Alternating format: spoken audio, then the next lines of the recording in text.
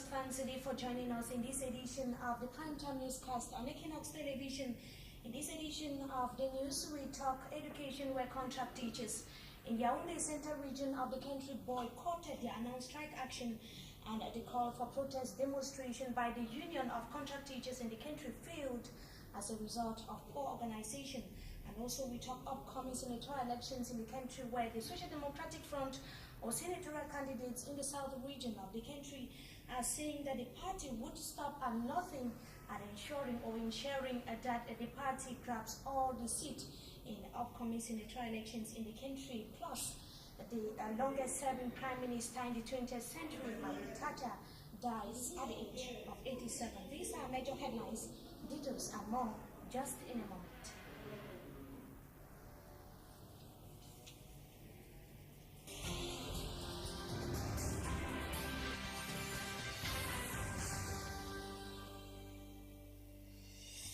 Good evening to viewers. Thanks indeed for joining us in this edition of the Primetime Newscast on Equinox Television. Once again, we begin right away with upcoming senatorial elections in the country, while some CPD and municipal councillors in the far north region of the country are saying that the party has not recorded any significant achievement since some of their compatriots joined the National Assembly, and they were speaking on the sidelines of the launching of the party's campaign in that part of the country. Details in the following report with Ranibel Satowala.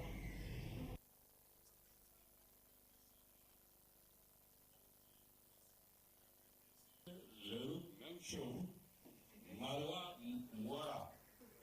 Il faut faire 3 heures. Voilà, Poussini, 4 heures. Qu'est-ce que nous attendons de ce pouvoir? Je vous pose la question. The CPTM parliamentarian in the far north region, Honorable Adama Morti, questions the efficiency of the party and the Speaker of the National Assembly 30 years after they entered the lawmaking house in the country. During the launch of the party's campaign activities ahead of the upcoming senatorial elections, he equally said they have been supporting the party but are yet to reap fruits. A question which is said to have demoralized most councillors.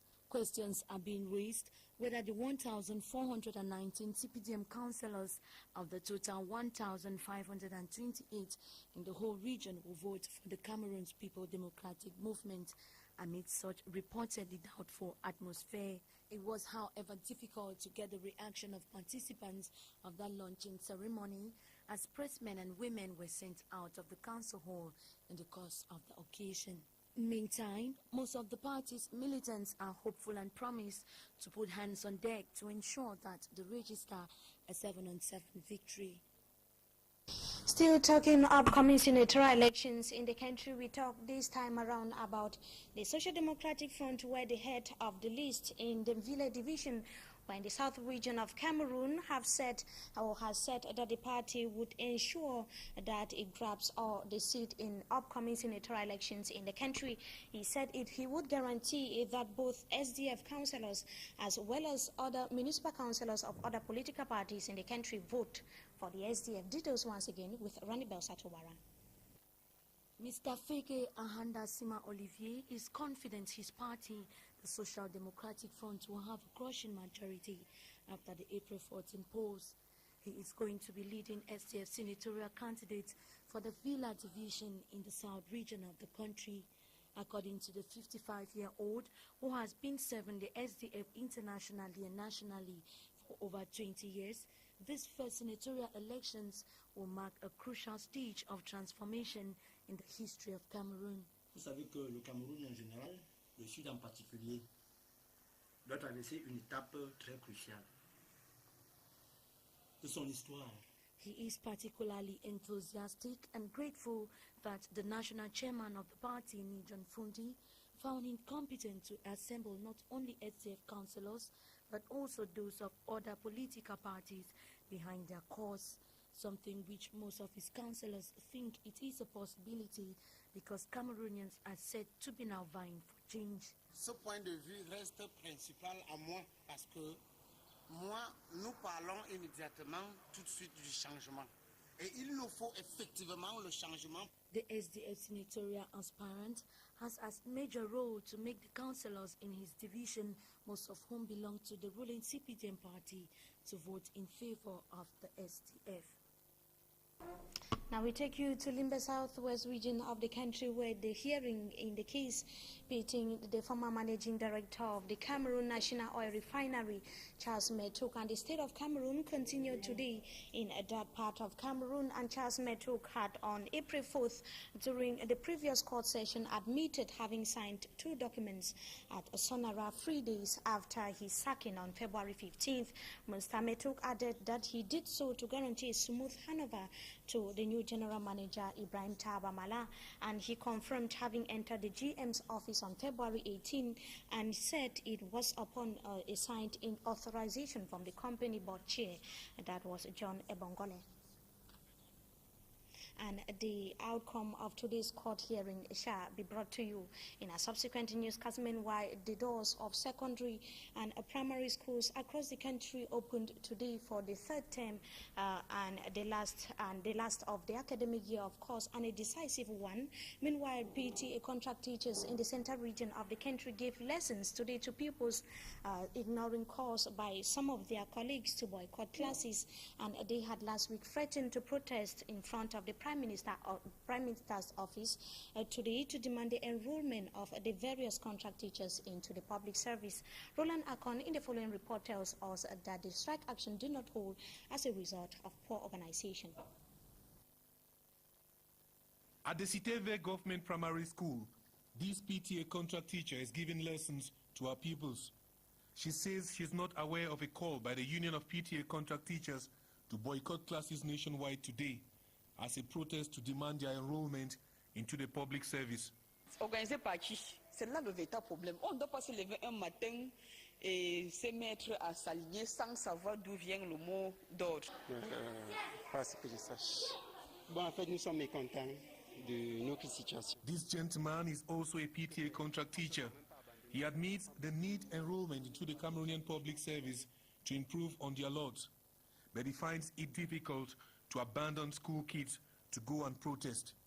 The few PTA contract teachers who showed up to protest in front of the PM's office Monday were barred by police on pretext they had no official authorization to do so. Over 60,000 PTA contract teachers are demanding enrollment into the Cameroonian public service, but the government apparently is not set to embrace the idea, possibly due to its financial encumbrance. Action of contract teachers in Cameroon. The former workers of the Cameroon Tea Estate, now CTE, besieged the office of the Southwest Regional Governor of the Southwest region of the country in protest against what they termed as failure by the said company to respect the terms of the agreement.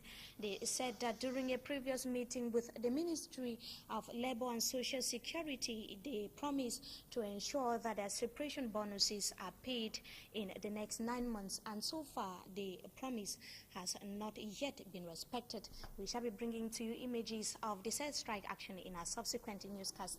And now we revisit the Mimboma neighborhood, a locality in the central region of the country, few months after that said locality was struck by series of happenings, notably the serial killings and also absence of electricity as well as water. And so far no significant change has been met in terms of infrastructure. We are talking about lack of electricity and also water, and the inhabitants are complaining that months or weeks after the government promised to ensure that these problems are looked into, nothing has equally been done in that direction. Now we talk about the long-serving Prime Minister of Britain, or the long-serving Prime Minister of the 20th century, that passed on today, and he died at the age of 87. The Prime Minister she served as Prime Minister of Great Britain, Margaret Thatcher, and she died of stroke. As I earlier said, the longest-serving Prime Minister and most female influential politician of the 20th century. She fought hard to repair the country's financial status by boosting the free market, and she led Britain as Prime Minister from the year 1979 to 1990. And viewers, that does it for this segment of the news. Up next is Talking Point.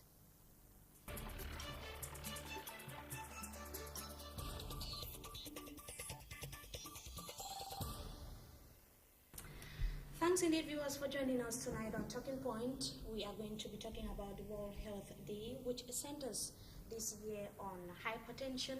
We're going to be looking at what local residents or inhabitants in the economic capital Douala, as well as Cameroon in general, they're doing to ensure that they are not affected. Are they doing their constant checkup as medics are recommending? We're going to be finding out that. We are going to find out more on that with our guest tonight, who is a medical doctor. Good evening, Mr. Godfrey. Good evening.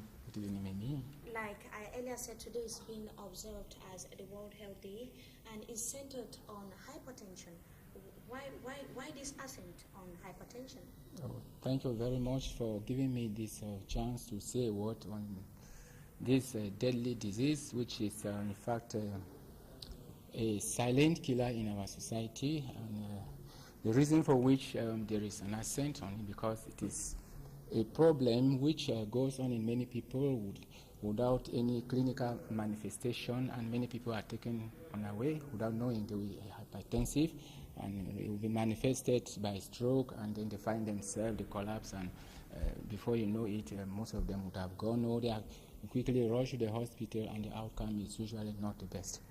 So that's the reason why it is this, in fact, because it is a chronic disease which does not have any, in fact, physical signs to signal to the person that he or she is suffering from it. And the fact that this year's theme is focused on hypertension is an indication as well that the statistics is probably on the rise. Yes, indeed, indeed. The disease, will start by looking at what is it. First of all, what is hypertension? It is a clinical condition which, in which the blood pressure of the individual is greater than 140 or 90, and in this case, the person will be kept under observation, and others whose BP is in between 140 and 160, in fact, they are critically observed, and those who are having BP beyond 160 on 95 require treatment. Now, this is briefly the definition, and we look at, in a brief, the epidemiology. How is the disease distributed in our society? By sex, you find that more men are affected compared to women. But why? Oh, well, it is the nature of a man, probably because most men, or those who are involved in stressful situations, are men.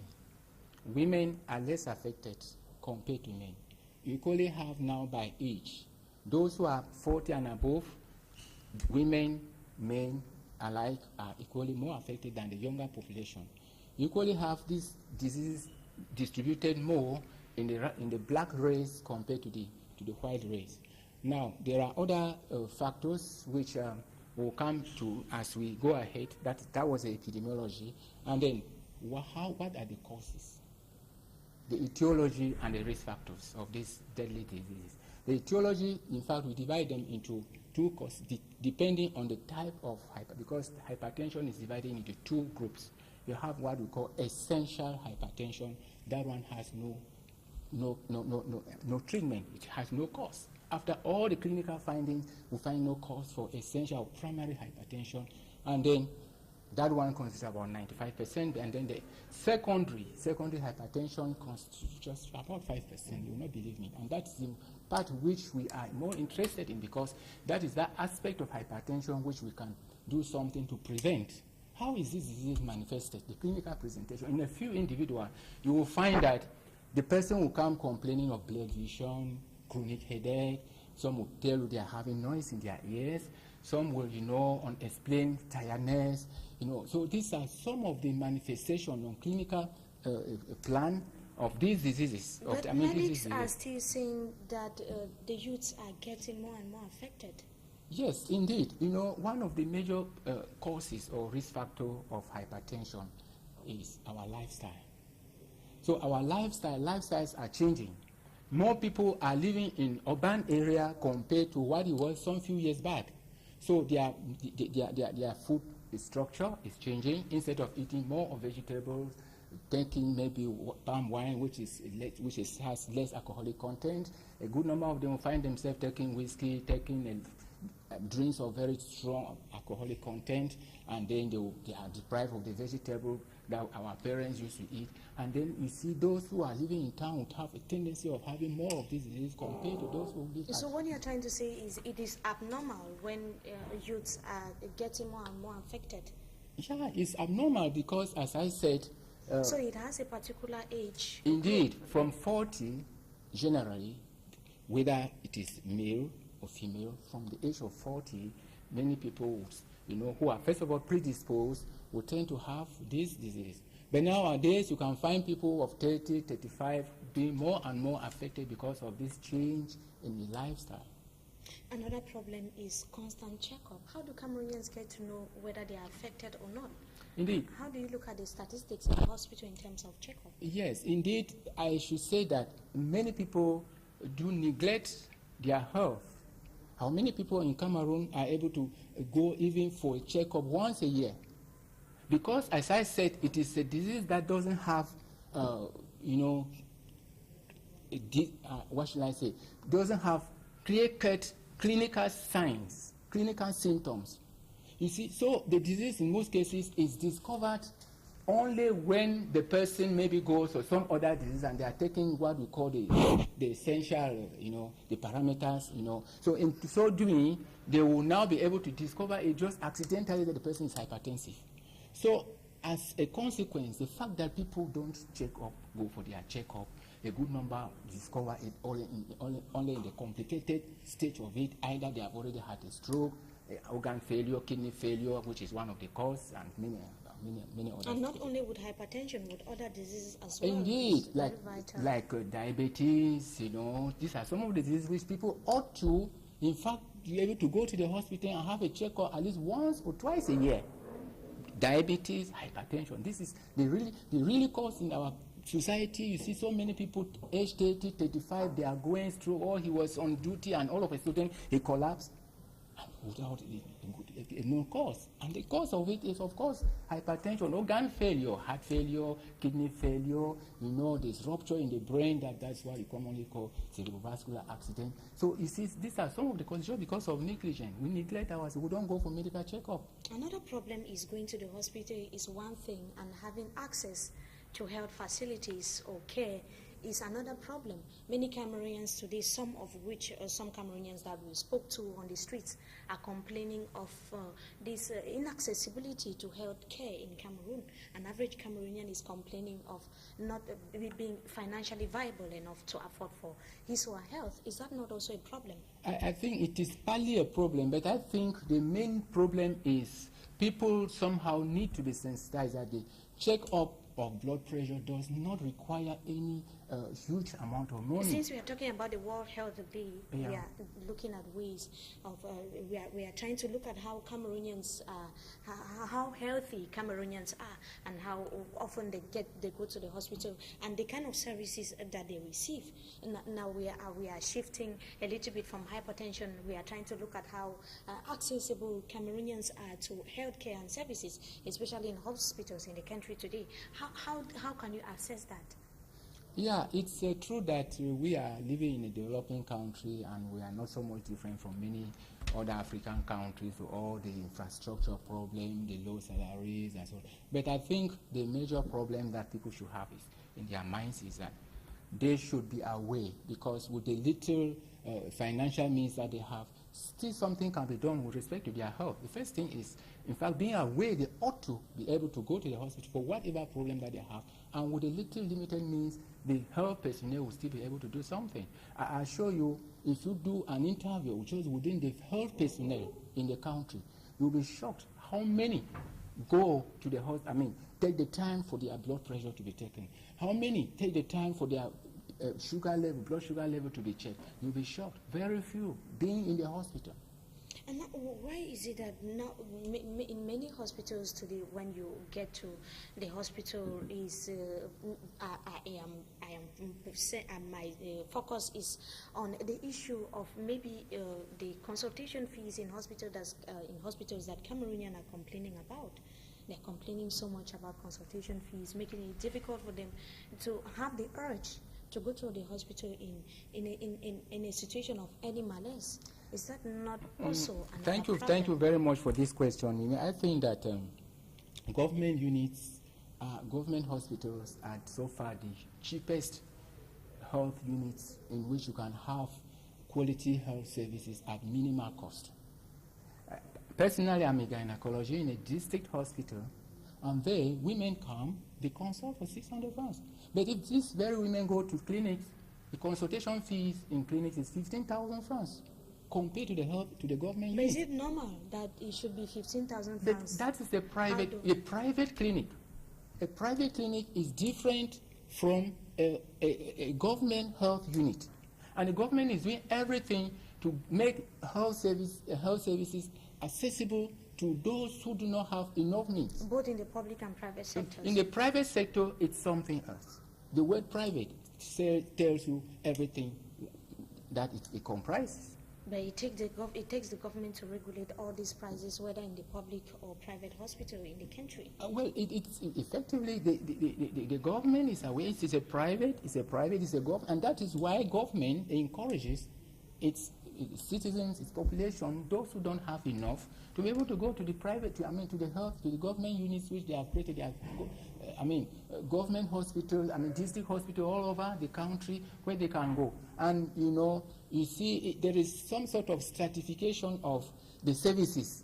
Those who feel capable, who can go to the private, they can be able to go, because you probably will not expect somebody, a big businessman who has all the means, and so you agree with me, we are in some sort of a capitalist state, a situation where people are not on the same scale.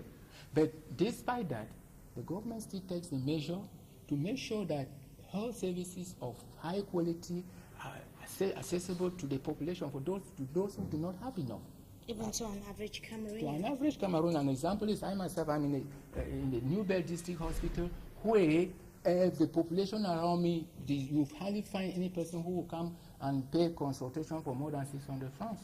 And she will have access to a quality health services. And that's New Bell District Hospital is not the only hospital. You have Bonasama, you have Nilon, you have the many good district hospital where you have now qualified. In fact, all the infrastructure, you have an ophthalmologist, you have a dentist, you have a surgeon. All of these district hospitals are being equipped to make health services available, health services of quality accessible to the population. Well, if a person has or her private clinic, you decide if you have the means to be able to go there, you can go. It's a private clinic. The word private tells us all what it means.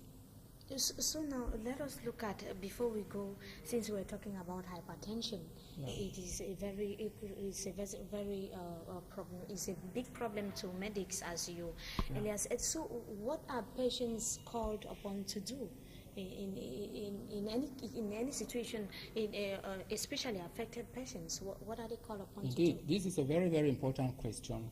Affected persons should be able to follow up their treatment regularly. They should see their doctors and follow the instructions and be able to carry on the test which they are given, because hypertension is a chronic disease, which is the treatment is lifelong. And I should say that the treatment should be is divided into two groups. You have what we call treatment that can be based on our lifestyle, which means if it is secondary hypertension, it means that the hypertension is secondary to a cause, so we can be able to treat that cause. Which is the best way of treatment? Self or maybe following medical advice or taking your drugs? It is best to see, to consult, in fact, a medical doctor who will be able to follow you up.